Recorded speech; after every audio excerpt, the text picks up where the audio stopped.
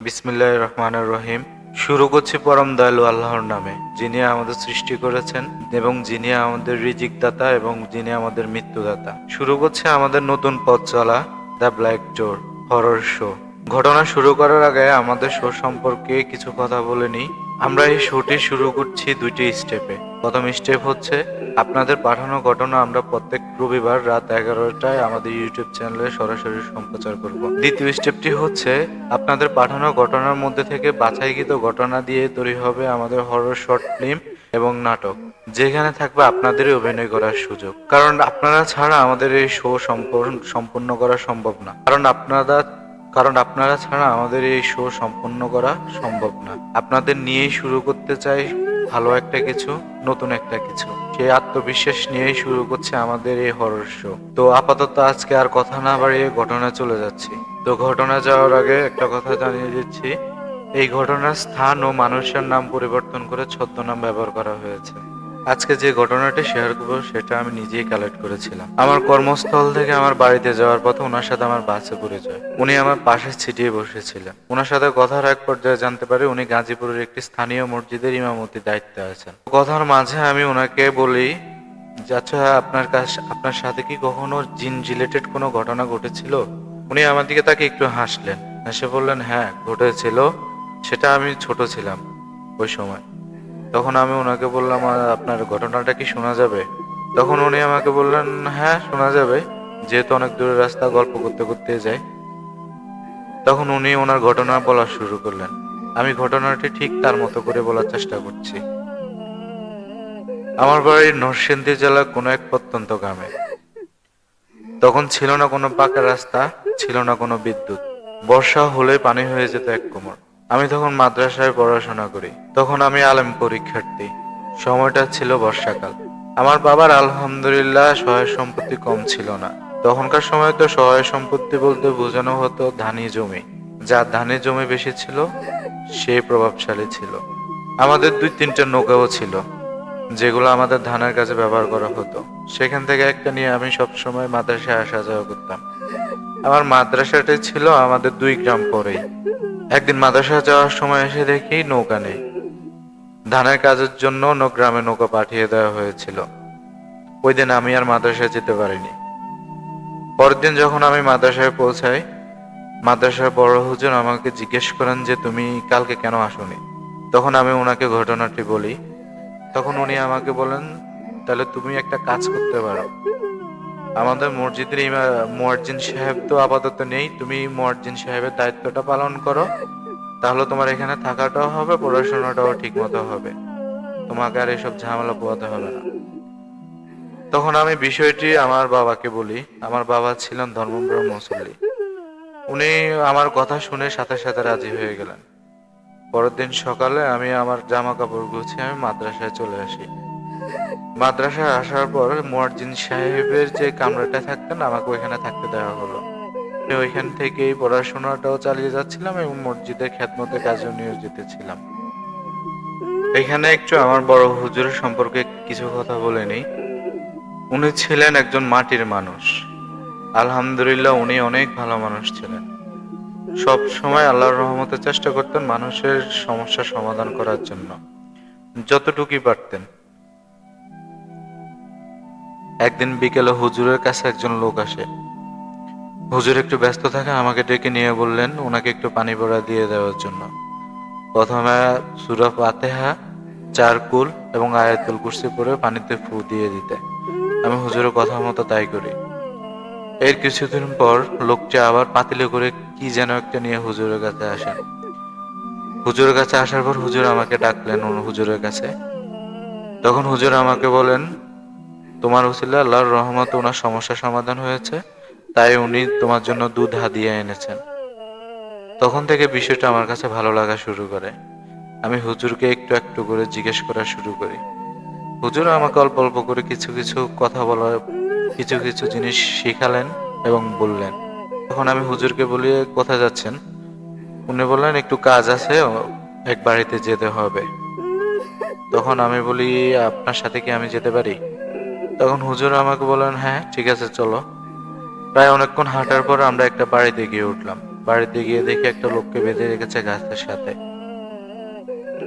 তখন জানতে পারি লোকটিকে পিচাসে ধরেছে। আগের দিন রাতে মাছ ধরতে গিয়েছিল, ওইখান থেকে পিচাসে ধরেছে। তখন হুজুর ওই লোকটাকে পিচাস থেকে ছাড়িয়েছিল, আমি একটু সাহায্য করেছিলাম হুজুরকে। বিষয়টা তো এখন আমার কাছে আরো ভালো লাগা শুরু করেছিল। এভাবে কেটে গেছে অনেকদিন। এরপর শুরু হয় আমার আলেম পরীক্ষা। আলহামদুলিল্লাহ ভালোভাবে পরীক্ষা শেষ করেছি। পরীক্ষা শেষ করার পর বাড়িতে চলে যাব। বাড়িতে যাওয়ার আগে হুজুরের সাথে কথা বলছিলাম, ঠিক তখনই অন্য এক গ্রামের দুজন লোক হুজুরের কাছে দৌড়ে আসেন। হুজুর, আপনাকে আমাদের সাথে যেতে হবে। আমাদের ব্যাপারী সাহেবের মেয়েকে জিনে ধরেছে, উনি আপনাকে যেতে বলেছেন। তখন হুজুর আমাকে বলেন, আচ্ছা ঠিক আছে, তুমি তাহলে আজকে থাকো, কালকে সকালে চলে যাও। আমি ওনার সাথে যাচ্ছি, দেখি কি হয়েছে ওনার বাড়িতে। তখন আমি হুজুরকে বলি, আচ্ছা আমি তো কালকে সকালে যাচ্ছি, তাহলে আজকে আমি আপনার সাথে যাই। কালকে সকালে না হয় চলে যাবো, আমরা ওইখানে কাজ শেষ করে এসে কালকে সকালে চলে যাব। হুজুর আমাকে বললো, আচ্ছা ঠিক আছে, চলো আমার সাথে। প্রায় 2 ঘন্টা হাঁটার পর আমরা একটা বাড়িতে গিয়ে উঠি। বাড়িতে গিয়ে দেখি 4টা ঘর, দুটির মধ্যে ধান এবং শস্য রাখা এবং দুটির মধ্যে মানুষজন থাকেন। বাড়িতে বাড়িতে ঢোকার সাথে সাথেই একজন লোক এসে হুজুরের হাত ধরে কান্নাকাটি শুরু করে দেন। পরে জানতে পারে উনি হচ্ছেন কাদের ব্যাপারী। উনি হুজুরের হাত ধরে কাঁদতে কাঁদতে বলেন, হুজুর আমার জেসমিনকে বাঁচান, আমার একটা মাত্র এই মেয়ে। আমার মেয়েটার কয়দিন পরে আমার মেয়েটার বিয়ে। ওর বিয়ে ঠিক করেছি পাশের একটা গ্রামে। কিন্তু বিয়ে ঠিক হওয়ার পর থেকে বাড়িতে শুরু হয় অদ্ভুত ঘটনা। কিন্তু বিয়ে ঠিক করার পর থেকে শুরু হয় বাড়িতে অদ্ভুত ঘটনা। কখনো বিষধর সাপ দেখা যায়, কখনো আবার কালো বিড়াল দেখা যায়। বিড়ালটিকে দেখে মনে হয় এটা কোনো স্বাভাবিক বিড়াল না, অনেক বড় বড় নখ, অনেক বড় বিড়াল। এরপর রাতের টিনের চালে ঢিল মারার আওয়াজ এবং রাতে পুরুষের কান্নার আওয়াজ শোনা যায়। আমার মেয়েটা ছিল শান্তশিষ্ট, পড়াশোনায় ভালো, দেখতে অনেক সুন্দর মাশাআল্লাহ। আমার মেয়েটা আমার বাড়িটাকে মাতিয়ে রাখতো হাসি খুশিতে।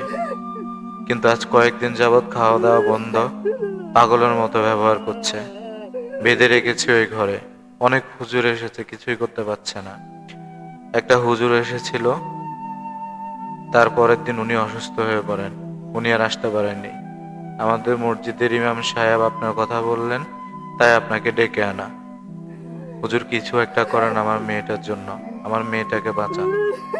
যার সাথে জেসমিনের বিয়ে ঠিক করা হয়েছিল, ওই বাড়ির আত্মীয় স্বজনরা আজ কয়েকদিন যাবৎ ভয়ঙ্কর দুঃস্বপ্ন দেখা শুরু করেছে। যার যার যে পেশা, ওই পেশায় তাদেরকে মারার হুমকি দিচ্ছে ওই জিনটা। হুজুর এটার একটা ব্যবস্থা করেন, আমার মেয়েটাকে বাঁচান। তখন আমাদের হুজুর বলেন, তখন আমার বড় হুজুর বলেন, আচ্ছা আপনার ধৈর্য ধরুন, আল্লাহর উপর ভরসা রাখুন, দেখি আমরা কিছু একটা করতে পারি কিনা। ডান পাশের ঘরটা থেকে কোরআন তেলাওয়াতের শব্দ শোনা যাচ্ছিল। হুজুর ওই ঘরে গেলেন, গিয়ে সালাম দিলেন। হুজুর গিয়ে দেখলেন ওনার সহপাঠী ওনার ওই ঘরে বসা। ওনার সাথে একসাথে মাদ্রাসায় পড়াশোনা করেছিলেন, এখন উনি ওই গ্রামের মসজিদের ইমামতি করেন।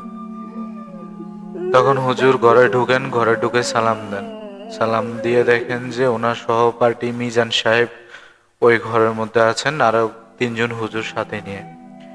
মিজান সাহেব হুজুরের সহপাঠী, একসাথে মাদ্রাসায় পড়াশোনা করেছিলেন, এখন উনি ওই গ্রামে মসজিদের ইমামতি করেন। মিজান সাহেব আমার হুজুরকে বলেন, দেখেন হুজুর, এর ভিতরে এই মেয়েটার ভিতরে যে শয়তানটা আছে, ওকে আমরা কোনোভাবে সাহায্য করতে পারছি না। ও মেয়েটাকে প্রচুর কষ্ট দিচ্ছে, অনেক কষ্ট দিচ্ছে মেয়েটাকে। ওর হাত বাঁকা করে ফেলছে, পা বাঁকা করে ফেলছে, উদ্ভট সব আচরণ করছে। আপনি দেখেন না কিছু একটা করতে পারেন কিনা।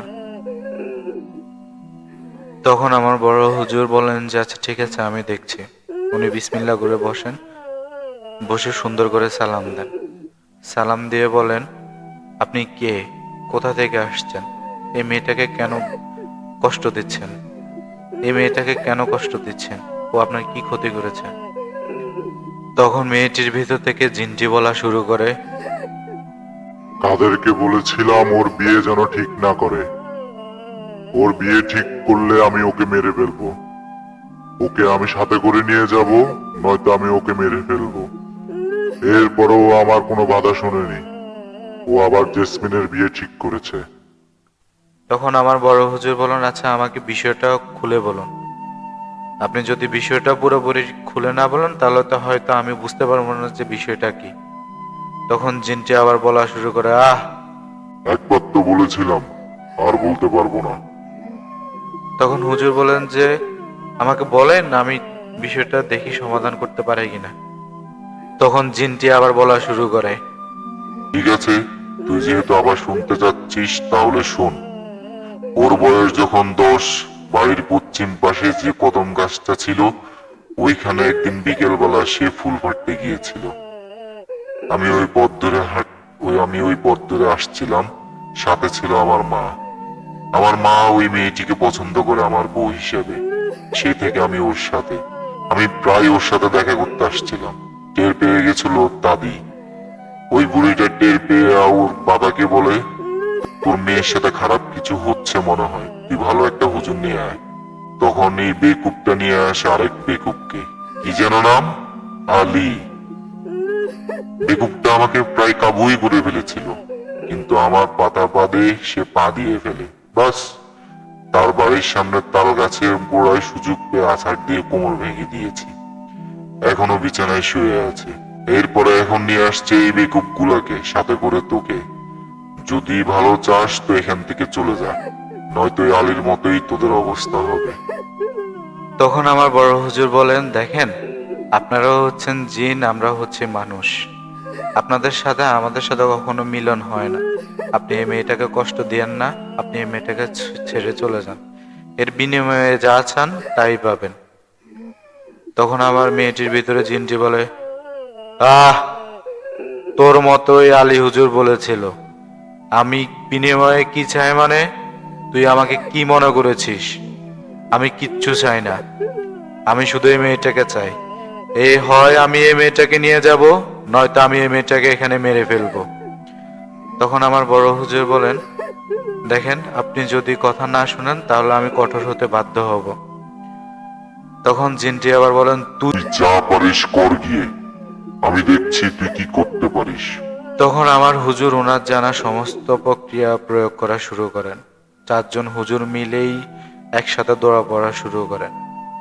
দোয়া পড়ার এক পর্যায়ে জেসমিন বেহুশ হয়ে পড়ে যান মাটিতে। হুজুর ভাবছিলেন শয়তানটার আপাতত আর আসবে না। এই সময় মাগরিবের নামাজের আজান হচ্ছিল। সবাই গিয়েছেন নামাজ আদায় করার জন্য। মসজিদ থেকে বের হয়ে একজন হুজুর জরুরত সারার জন্য বাথরুমে গিয়েছিলেন। সেখান থেকে ভেসে আসে হুজুরের চিৎকার। গিয়ে দেখেন হুজুর উপত হয়ে পড়ে আছেন, ওনার নাক আর কান দিয়ে রক্ত বের হচ্ছে। মসজিদটি জেসমিনের বাড়ির পাশে হওয়ায় জেসমিনের বাড়ি থেকে শব্দ শোনা যাচ্ছিল, চিৎকারের শব্দ শোনা যাচ্ছিল। সেখানে গিয়ে দেখেন জেসমিনের দাদি পড়ে আছে নামাজের বিছানায়। ওনারও নাক আর কান দিয়ে রক্ত বের হচ্ছে। ঘর থেকে বেরোয় জেসমিনের বাবা হুজুরের হাত ধরে কান্নাকাটি শুরু করে দেন। হুজুর, আমার মেয়েটার কষ্ট আর আমি সহ্য করতে পারছি না, আপনি কিছু একটা করেন। তখন হুজুর বলেন, দেখেন এই শয়তানটাকে থামানো আমাদের পক্ষে সম্ভব হচ্ছে না। আমার আরেকটা বন্ধু আছে সিলেটে, ও এই বিষয়ে ভালো পারদর্শী। আমি একটা চিঠি লিখে দিচ্ছি, আপনি যান, কালকে সকালেই রওনা দেন, গিয়ে আমার চিঠিটা ওনাকে দেন। আশা করি উনি আপনার সাথে আসবেন বা এই বিষয়ে কোনো একটা পদক্ষেপ নেবেন। পরদিন সকালে জেসমিনের বাবা রওনা দেন সিলেটের উদ্দেশ্যে। যেতে যেতে প্রায় সন্ধ্যা হয়ে গিয়েছিল। উনি ওইখানে গিয়ে ওনার মাদ্রাসার এক ছাত্রের হাতে চিঠিটা দেন হুজুরকে দেওয়ার জন্য। হুজুর চিঠিটা নিয়ে পড়ে ওনাকে বলেন, আপনি একটু অপেক্ষা করেন, আমি একটু পরে আপনাকে জানাচ্ছি। প্রায় আধা ঘন্টা পরে উনি বেরিয়ে আসেন। বেরিয়ে এসে জেসমিনের বাবাকে বলেন, আপনার মেয়ের সাথে অনেক খারাপ কিছু ঘটতে চলেছে। ওই জিনটা অনেক শক্তিশালী। শুধু ওই জিনটা না, ওই জিনের পুরো গোষ্ঠী আপনার মেয়ের পিছনে লেগে আছে। আমার জিন থেকে যতটুকু জানতে পেরেছি বাকিটা আপনার বাড়ি থেকে জানা যাবে। আজকে রাতটা আপনি এখানে থাকেন, আমরা কালকে সকালে রওনা দেব আপনার বাড়ির উদ্দেশ্যে। পরদিন সকালে জেসমিনের বাবার সাথে হুজুর রওনা দেন। আস্তে আস্তে সেই সন্ধ্যার রাত হয়ে যায়। তখনও জেসমিনের শরীরের ভিতরে সেই শয়তানটা ছিল। সেই শয়তানটা বলে, তোরা পাচ্ছিস না দেখে এখন আরেকটা বেকুবকে ধরে নিয়ে এসেছিস, তাই না? পারবি না, কেউ কিছু করতে পারবে না। আমি ওকে নিয়ে যাব, না একটু ওকে মেরেই ফেলবো। তখন আমার বড় হুজুরের সহপাঠী মামুন সাহেব বলেন, দেখ, তোকে শেষবারের মতো একটা সুযোগ দিচ্ছি। তুই এই মেয়েটাকে ছেড়ে চলে যা। এই মেয়েটাকে আর কষ্ট দিস না। তুই যা চাবি তা পাবি। তুই মেয়েটাকে ছেড়ে দিয়ে চলে যা। তখন জিনটি আবার বলে, আবার সেই একই কথা। আমার কিচ্ছু চাই না, আমার এই মেয়েটাকে চাই। তোদের কি লাগবে বল, স্বর্ণ অলংকার, হীরা মুক্তা, যা লাগবে বল, আমাকে সব দিব। তোরা এই মেয়েটার পিছন থেকে চলে যা, আমাকে বিরক্ত করিস না আর। তখন হুজুর বলেন, তুই যেহেতু কথা শুনবি না, তাহলে আজকে তোর শেষ দিন হবে। তোরা যা পারিস কর, দেখছি আমি। তখন আমার হুজুরের বন্ধু রিচুয়াল শুরু করেন। সবাইকে রিচুয়ালটা বুঝিয়ে দেন। রিচুয়াল চলে প্রায় 4 ঘন্টা যাবত। রিচুয়ালের এক পর্যায়ে সেই শয়তানটিকে মারতে সক্ষম হয় আমার বড় হুজুরের বন্ধু সহ সবাই। তখন হুজুর বলেন, আলহামদুলিল্লাহ, আমরা শয়তানটিকে শেষ করতে সক্ষম হয়েছি। জেসমিন আপাতত বিপদ মুক্ত, তবে ওর পরিবার আপনাদের পিছনে লেগে থাকবে। সুযোগ পেলেই আপনাদের ক্ষতি করার চেষ্টা করবে। আপনাদের কিছু তাবিজ এবং পানি পড়া দিয়ে যাচ্ছি, এগুলো সবসময় আপনারা ব্যবহার করবেন এবং সাথে রাখবেন। এই বলে হুজুর ওইখান থেকে বিদায় নেন। কিন্তু ভাগ্যকে তো আর কেউ পরিবর্তন করতে পারে না। তার কয়েক মাস পরে জানতে পারি জেসমিনের আগের যে জায়গায় বিয়ে ঠিক হয়েছিল সেখান থেকে বিয়ে ভেঙে গেছে। তারা ভয় পেয়ে বিয়ে ভেঙে দিয়েছে। জেসমিনের বাবা আবার নতুন করে জেসমিনের বিয়ে ঠিক করেন। জেসমিনও ভালো হয়ে গেছে মনে করে তাবিজ পড়া বন্ধ করে দিয়েছিল। বিয়ের আগের দিন রাত জেসমিনের রুম থেকে হঠাৎ চিৎকার আসে। সবাই গিয়ে দেখে জেসমিন মাটিতে পড়ে আছে, নাক দিয়ে রক্ত পড়ছে, চোখ চোখ খোলা। মনে হচ্ছিল ভয়ঙ্কর কিছু দেখে ভয় পেয়ে মারা গিয়েছিল। সেই শয়তানের পরিবার এসে জেসমিনকে মেরে ফেলেছিল সুযোগ পেয়ে। জেসমিনের তাবিজ পড়া বন্ধ করে দিয়েছিল। তারপর থেকে আমি আর এই বিষয় নিয়ে কখনো আর ঘাটাঘাটি করিনি। জিন রিলেটেড কোনো বিষয়ে আমি আর নিজেকে জড়াইনি।